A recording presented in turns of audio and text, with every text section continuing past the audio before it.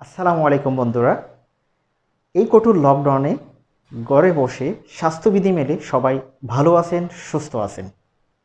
আপনাদের জন্য নিয়ে আসছি কীভাবে বেকার সময়টাকে কাজে লাগিয়ে নিজের স্কিলটাকে ডেভেলপ করে অনলাইনের মাধ্যমে ইনকাম করতে পারবেন, সেই বিষয় নিয়ে আমাদের এই আয়োজন।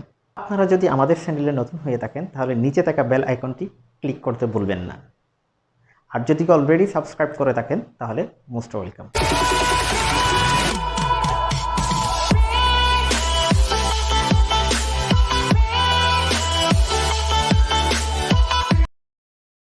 সুতরাং আর কথা না বাড়িয়ে এবার শুরু করা যাক। অনলাইন ইনকাম বললে সর্বপ্রথম মাথায় যেটা আসে সেটা হচ্ছে কি আউটসোর্সিংয়ের কথা, ফ্রিল্যান্সিংয়ের কথা। আমরা এখন আলোচনা করব আউটসোর্সিং কি, ফ্রিল্যান্সিং কি। আউটসোর্সিং হচ্ছে কি কোনো ব্যক্তি তার প্রতিষ্ঠানের তার ব্যবসায়ের কাজ করার জন্য কোনো ব্যক্তির কাছ থেকে সার্ভিসটা নেওয়া। সাপোজ আমার একটা কাপড়ের ব্যবসা আছে, আমি আমার কাপড়ের ব্যবসার জন্য আমার একজন মার্কেটিং ম্যান দরকার। এই মার্কেটিং ম্যানের যে মার্কেটিংয়ের কাজটা করবে সেটা যদি আমি নিজেও করতে পারি, এবং আমি যদি কি সময়ের অভাবে আমার যদি কি ব্যস্ততার কারণে যদি করতে না পারি তাহলে আমি অন্য একজন ব্যক্তি দিয়ে করাতে পারি।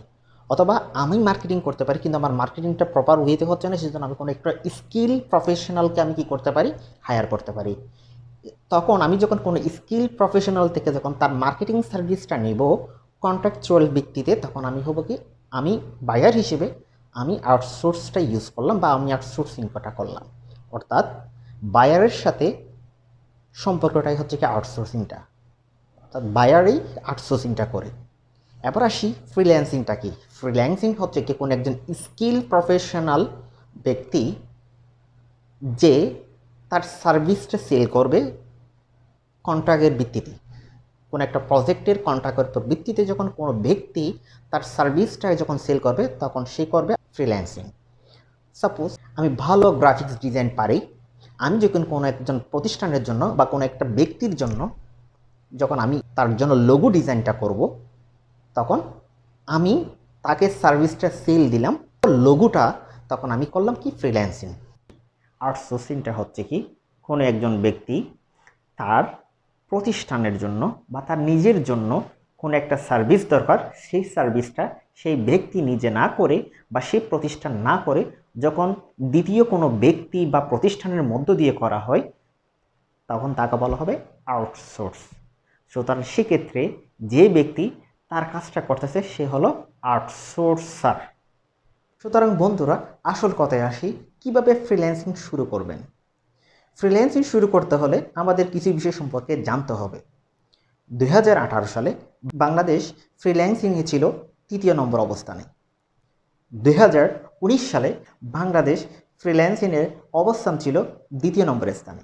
আপনাদের কাছে আমার একটা কোয়েশ্চেন, সেটা হচ্ছে 2020 সালে বাংলাদেশের ফ্রিল্যান্সিং অবস্থান কতটুকু ছিল। করোনা এই প্যান্ডামিক সিচুয়েশনে আজ স্কুল, কলেজ, ভার্সিটি 1.5 বছর পর্যন্ত বন্ধ।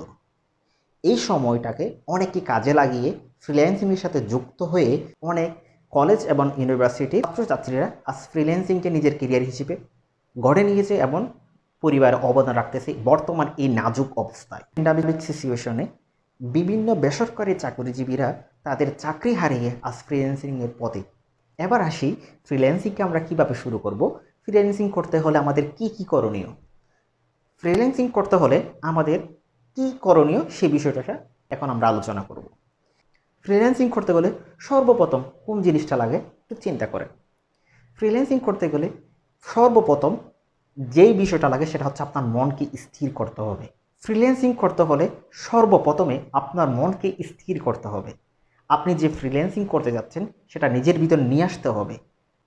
নাম্বার 2, আপনার শেখার আগ্রহ থাকতে হবে। নাম্বার 3, আপনার স্থির হতে হবে। নাম্বার 4, আপনার থেকে সময় দিতে হবে। নাম্বার 5 হচ্ছে কি আপনার একটা মোবাইল ফোন লাগবে। নাম্বার 6, তার মধ্যে ইন্টারনেট কানেকশনটা রাখবে। সুতরাং এই বিষয় যদি আপনার যদি থাকে তাহলে আপনি অনলাইনে বসে নিজের স্কিলটাকে ডেভেলপ করে ইনকাম করতে পারবেন। প্রথমত হচ্ছে কি আপনার মনকে স্থির করতে হবে, শেখার আগ্রহ থাকতে হবে। দেন হচ্ছে কি আপনার ধৈর্য ধারণ করতে হবে, অ্যান্ড্রয়েড ফোন লাগবে, দেন হচ্ছে কি আপনার ইন্টারনেট কানেকশনটা রাখবে। চলুন বন্ধুরা, এবার আমরা আলোচনা করব কিভাবে সহজে ফ্রিল্যান্সিং করবেন। ফ্রিল্যান্সিং যদি সহজে করতে চান, আজকে 3টি পদ্ধতির কথা বলবো, যে পদ্ধতির কোনো একটাকে আপনি ফলো করে আপনি সফল ফ্রিল্যান্সার হতে পারবেন। তার মধ্যে সবচেয়ে সহজ বিষয়টা হচ্ছে কি, আপনি ডিজিটাল মার্কেটিং করে ফ্রিল্যান্সিং করতে পারবেন।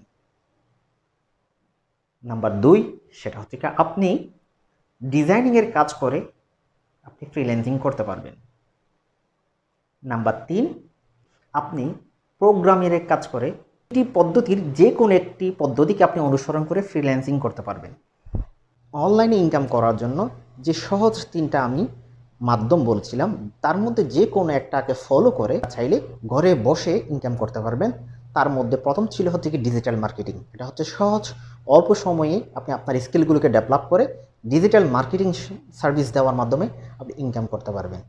দেন হচ্ছে কি গ্রাফিক ডিজাইনের কাজগুলো করে আপনারা চাইলেও ইনকাম করতে পারবেন। এরপর আসতেছে একটু ক্রিটিক্যাল, একটু কষ্টের, একটু সময় দিতে হয়, সেটা হচ্ছে কি ওয়েবসাইট ডিজাইনের কাজ, প্রোগ্রামের কাজগুলো। চাইলে নিয়ে আপনারা এই কাজটাকে শিখে স্কিল হয়ে চাইলে আপনারা মার্কেট প্লেসে ভালোভাবে ইনকাম করতে পারবেন। বিভিন্ন ওয়েবসাইট ডিজাইন করার মাধ্যমে, ডেভেলপমেন্ট করার মাধ্যমে বিভিন্ন মার্কেট প্লেসে এগুলোর ডিমান্ড অনেক বেশি। আপনি কোনটা দিয়ে কাজ শুরু করবেন? কি ডিজিটাল মার্কেটিং দিয়ে করবেন, নাকি ডিজাইনিংয়ের কাজ দিয়ে করবেন, গ্রাফিক ডিজাইনের কাজ দিয়ে করবেন, নাকি আপনি ওয়েবসাইট ডিজাইনের কাজ দিয়ে?